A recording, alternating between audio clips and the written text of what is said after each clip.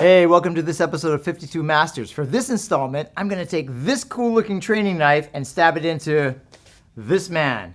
Check it out.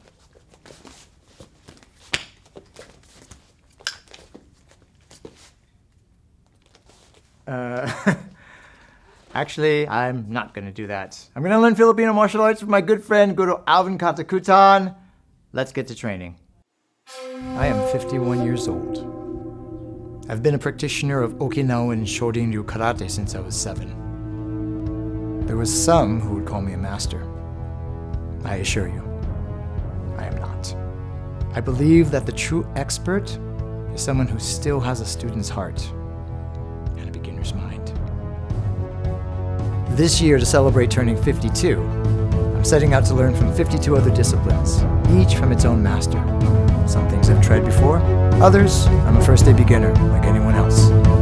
52 weeks, 52 new skills. I'm William Christopher Ford, and this is 52 Masters.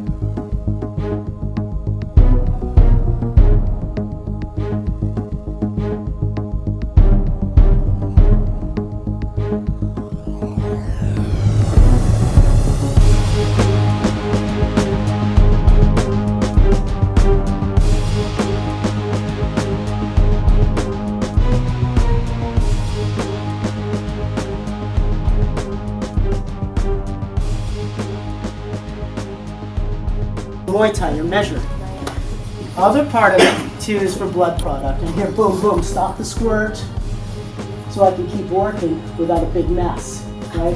And it gets slippery, as I am told. If I am lucky, say she draws, she puts it in. She draws, and my timing is good. I can stop it before the draw or just after. I can minimize the effect of that. And Indonesian martial arts are decidedly close quarter. And in different, fighting in different levels. You get the idea. So, if you're fighting fair, the term goes, your tactics suck. So don't fight fair. For training though, we want to make sure that we're training with the mindset that we have to use this knife. So if he has a knife, I gotta have a knife, or I'm running, right? If I cannot run from the situation, I gotta fight. If I don't have a knife, I'm picking up a chair, I'm picking up cameras, I'm taking boom. I sacrifice I sacrifice hard drives, I'll take your computer, your laptop, whatever it takes, except for the camera. Whatever it takes to get me out of that situation. But right now I got a knife, and we're assuming that we've already got the knife out. Drawing a knife, if it's a folder, is a whole different thing. Popping it out, getting it ready. This is assuming we already have it out, okay? So Derek, will you please? So from here, Derek is going to just give me that standard sewing machine thrust right into my gut, right here. Boom. If I do nothing and I stand there, I get stabbed in the gut. So that's what that step is for. So if he goes and all I do is step, I get a chance to run that direction, hoping he's not going to chase me. He's really meaning somebody behind me. If he's actually chasing after me, man, I've got to go and I got to get out. Somehow, got to get out. Because I have the knife, I'm going to disable his arm as fast as I can. I'm going to parry this, cut the bicep. So we're going to go nice and slow when we practice with our friends. I'm going to step out, parry this out, cut the bicep. They call it a C-cut. And then I'm going to thrust from there. My thumb is going to go up against the body so that I'm simulating the idea of this sinking right in and doing its job. Okay? We practice that because practicing this means I'm stopping short. I'm creating this physical habit and sort of memory of stopping short. I want to go sink it in. Parry, I step out, cut, thrust. That's it for now.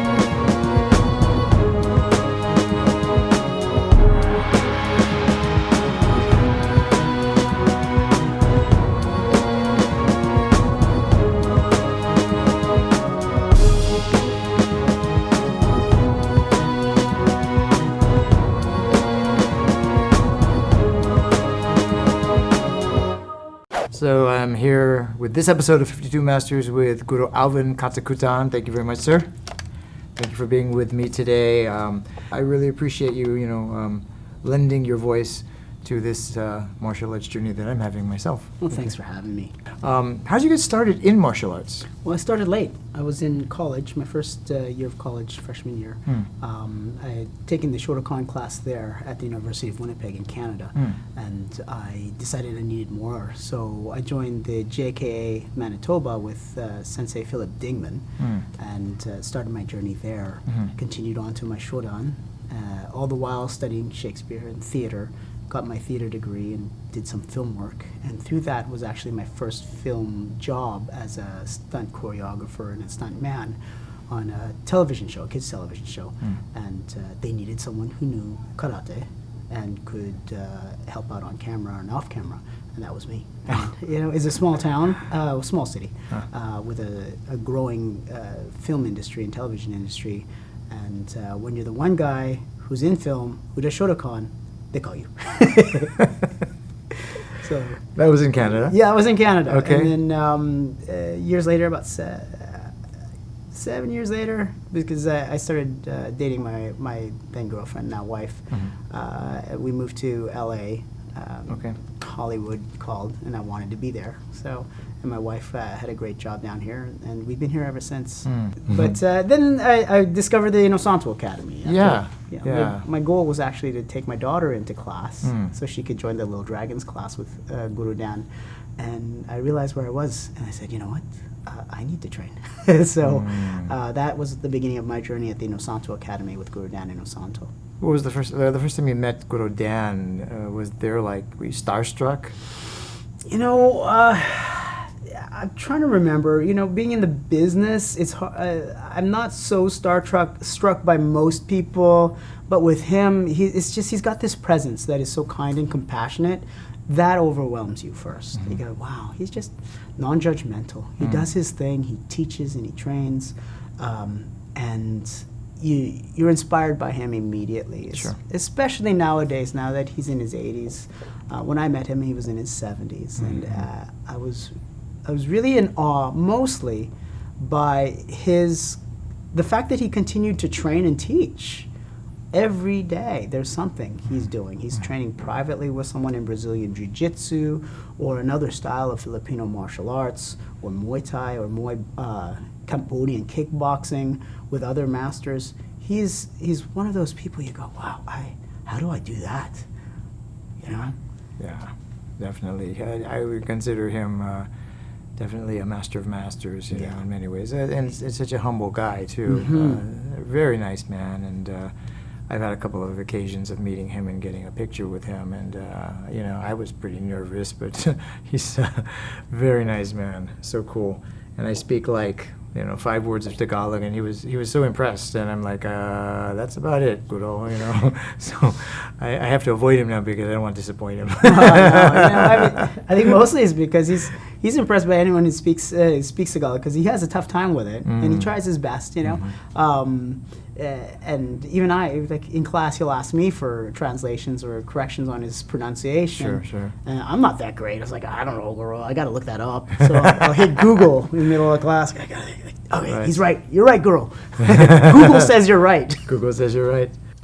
I want to talk a little bit about Apolo Ladra. Yes. And, he created the Kali for Kids program, which you are part of now. And you've also started something called Pamana, which you're currently teaching out of Sensei Bush Togisawa and Sensei Pialani Braquero's facility, which is opening up soon for you. How did you meet Guro Ladra, and how did that become a thing for you? Tuhon Apolo Ladra was at Grand Tuhon Leo Gahe Jr. seminar at the Inosanto Academy, and I met him there at the seminar. Guru Dan is so generous with the people he trains with and with his students that he brings people into him and says, okay, one of my teachers is coming in, come to this seminar, train with them, learn their way so that it'll inform what we're doing in class. And then he opens it up to the public, so even more people get to experience different styles of martial arts. And I think that's why Guru Dan is so well regarded, because he supports everyone. He wants everyone to experience the variety of martial arts or Filipino martial arts available. But I did meet Tuhon Apolo Ladra there. We hit it off really well. I loved his style of teaching, or his method of expressing Pikiri Tertia and teaching people how to teach it as well. Like I said, beyond technique, I'm trying to learn from others as to how to be a better teacher, and he's one of the best teachers I've ever met.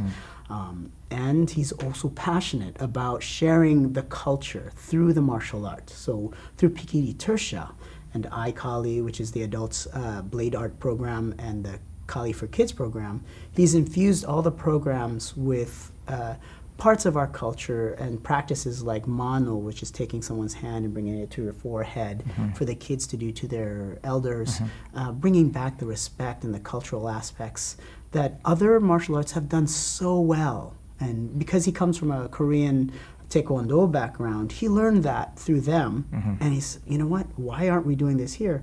People are doing it, but we want to spread it wider, faster through the program. And we want to also hold true to the quality of the instruction. That's number one, right? So you have to teach them excellent things like from the Pikiri Tertia and keep it pure, as GT Liugahe wants for Pikiri Tertia instructors to keep that art pure in terms of what they're learning from Pikiri Tertia stays Pikiri Tertia. Don't add anything. Which is kind of difficult for me because I come from the Inosanto Academy and we blend everything. Sure. So my plan is, teach the blend and then teach Pikiri Tertia separate. Yeah. If I can do that. So it's an experiment right now. Sure. If not, I'll bring in a specialist and they can teach it because I want to learn it. Sure. Yeah, well, that's a good attitude to have. I think it's a smart way to do it. What does pamana mean? Well, Pamana. Sorry. Yeah, it's a softer word, Pamana. Often mistaken for Panama. Yes. I think I was texting you the other day and it said, so when do you start the Panama thing? And I was like, autocorrect does it to me every time, man. And I get people speaking Spanish to me at gas stations when they're looking at my license plate because it's on there. Yeah. But I'm hoping... de Panama? Yeah. No, man. No, it says Pamana. Pamana means legacy. Heritage. Okay. And that's the mission of Pamana, is to share the heritage and the legacy of the Filipino martial arts and the Filipino culture here in America, because that's where I am.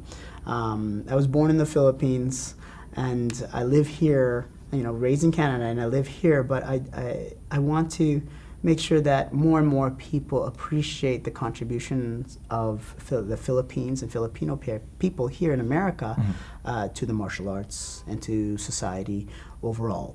And I think Pamana represents that. Got it. Well, it's a very exciting time. I think there's some great things ahead for you and for your legacy, for your Pamana. I'm looking forward to checking in with you and seeing how big you grow it, and how deep you grow it. It's a very exciting thing. You're a good man, great martial artist, a great teacher. It really has been an honor knowing you, and I'm going to be really excited when I see you. I think it's going to explode. But your heart is pure and your intention is always from the heart. And I can see that in everything you do, and the way you are with your kids and with your wife. I just, what an honor it has been for you to, appear on 52 Masters. By the way, 52 Masters is a great title, which is a better title than 52 experts or 50 people who are just really good at what they do. So sometimes people are like, well, are they really a master? And it's like, well, yeah, compared to me, yes, and, it doesn't necessarily mean that somebody has a title of master, but it's like they're really, really good at what they do. So in my book, yes, you are a master. So, and you always pay respect and pay homage to the people that came before you, So thank you so much, sir. I'm going to try out some of my Tagalog. Salamat po. Maraming salamat po. Thank you very much. I hope Guro Inosanto likes that, This has been 52 Masters. I'm moving forward once again with my good friend, Guro Alvin Catacutan, and we'll see you next time.